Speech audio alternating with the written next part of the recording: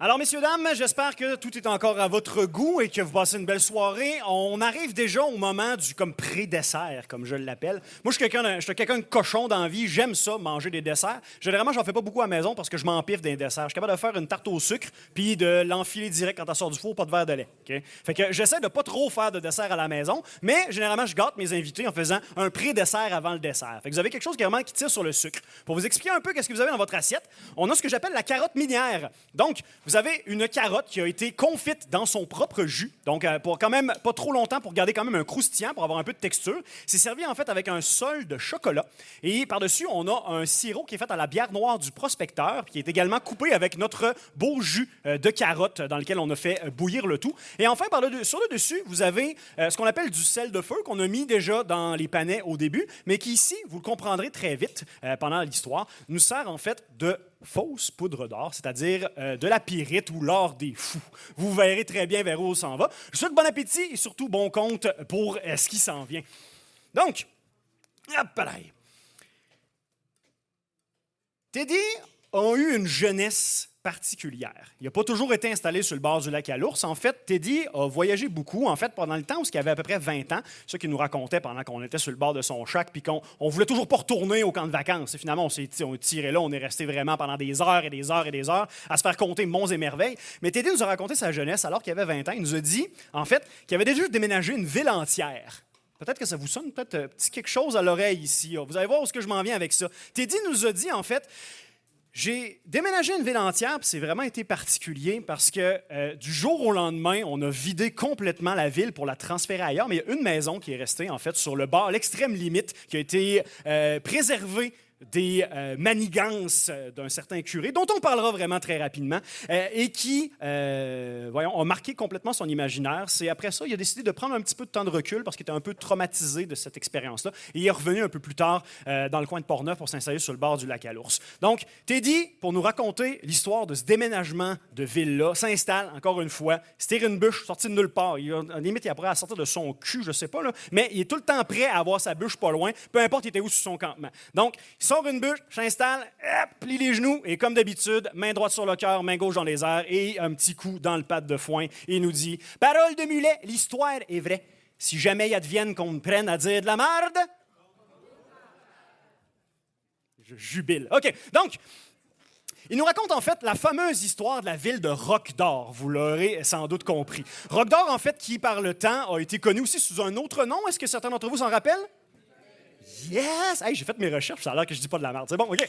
Excellent. Donc, il nous parle un peu de l'histoire de Putainville, en fait, qui est une ville qui, soi-disamment, l'histoire a sans doute corrigé le tir là-dessus, avait une réputation d'être une ville illégale, qui se serait installée justement au nord de Malartic et qui, contre vents et marées et menaces gouvernementales, aurait continué à exercer son activité en fait de 1936 à 1948, quelque chose comme ça. Puis c'est dans ce temps-là justement que Teddy se tenait dans le coin de la ville de Roc-d'Or.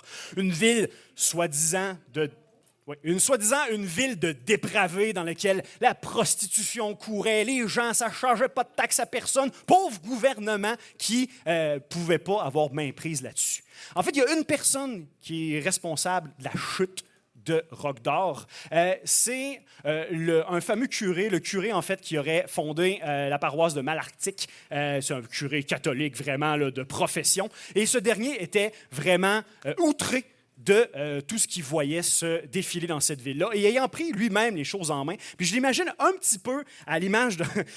Hier, quand j'écoutais les contes au féminin auxquels on a assisté, il y a quelque chose qui m'a marqué dans les premiers contes dans lesquels je suis arrivé. On parlait justement de l'histoire d'un curé qui venait justement essayer de racheter un vieil établissement dans lequel est-ce que la première tenancière de cabaret avait vraiment pris main place. Puis le curé, ça m'avait marqué à le raconter comme ça, c'est que le premier gars, il se promenait tout dans un... Et il cognait aux portes vraiment à la manière d'un crucifix. Puis ça m'a marqué. Puis j'imagine vraiment que ce curé-là fait la même affaire en faisant sa tournée, c'est-à-dire il cogne là, vraiment à la manière d'une croix là-dessus. Je ne sais pas si vous étiez dans la salle ce soir d'ailleurs. Oui, non, je ne sais plus. Non, oui, yes, OK, merveilleux. Donc, j'imagine un peu que ça s'est passé de la même manière, c'est-à-dire que le curé s'est vraiment promené un peu comme un témoin de Jéhovah, si vous voulez, frappe de porte à porte pour essayer de faire partir le monde et leur faire réaliser que la ville n'avait pas de place puis qu'il faisait sans doute des offenses au Seigneur. Je m'emporte un peu, mais L'histoire, en fait, découle de la manière suivante. Teddy nous racontait, en fait, qu'ils ont été appelés à déménager cette ville-là lorsque le curé a finalement gagné en ayant fait des pressions au gouvernement, puis la ville a dû être déménagée complètement. À l'endroit exact où tout le monde a été déménagé, personnellement, je n'ai jamais trop compris à quelle place. Peut-être que vous pourrez venir me le dire par la suite. Je suis toujours avare de ces histoires-là, puis de savoir qu'est-ce qui est advenu de ces gens-là. Je m'intéresse beaucoup aux origines, mais l'après, on dirait que moi, puis ça part là, comme un oiseau. Donc, vous viendrez me voir, nous discuter de tout ça. Mais...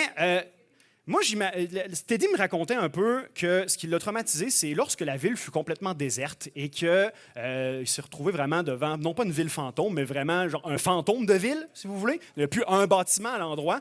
Ce qui l'a vraiment dévasté, c'est, alors qu'il s'assoyait sur une bûche, comme il fait toujours, il a regardé au loin, justement, le fameux curé de Malartic qui se promenait dans les décombres de la ville. Et ce dernier est rentré dans une des maisonnées pour faire son chemin puis Teddy l'avait suivi, faire son chemin dans une caverne souterraine qu'il y avait en dessous d'une des maisonnées. Et en suivant un petit peu le curé au travers ce dédale de corridor, il est arrivé au bout du tunnel où il a vraiment pris le curé la main dans le sac alors que ce dernier est en train d'arracher une carotte de prélèvement minier dans le fond, à l'intérieur de laquelle il y avait des veines d'or. Vous aurez compris. Donc, sans doute que le curé avait une manigance en arrière de la tête, vous l'aurez compris. Mais Teddy, ça l'a vraiment marqué. Puis en fait, ce qui l'a marqué beaucoup, c'est Teddy n'est pas cave. Lui, il a vraiment aussi été mineur à son époque. Et il a tout de suite remarqué, en fait, l'ironie de tout ça, que le curé, en fait, avait fait déménager une ville entière pour s'approvisionner sur un gisement d'or qui avait prétendument en dessous pour se rendre compte finalement que c'était juste de la vulgaire pyrite à l'intérieur, l'or des fous. Alors tout ça pour ça, malheureusement. Alors aujourd'hui, ce que je vous sers, c'est vraiment cette déception-là, finalement. Une belle carotte dessert avec justement un simulacre d'or dans l'assiette pour vous rappeler un petit peu cette fameuse tendance un peu, avaricieuse du fameux curé de Malartic. Sans doute que c'est pas vrai, cette histoire-là, mais je pense que Teddy, ça l'a suffisamment marqué pour lorsqu'il m'a raconté cette histoire-là. Moi, ça marque mon imaginaire et que ça me donne suffisamment faim pour vous la mettre en assiette ce soir. Bon appétit, on se revoit pour le dessert maintenant.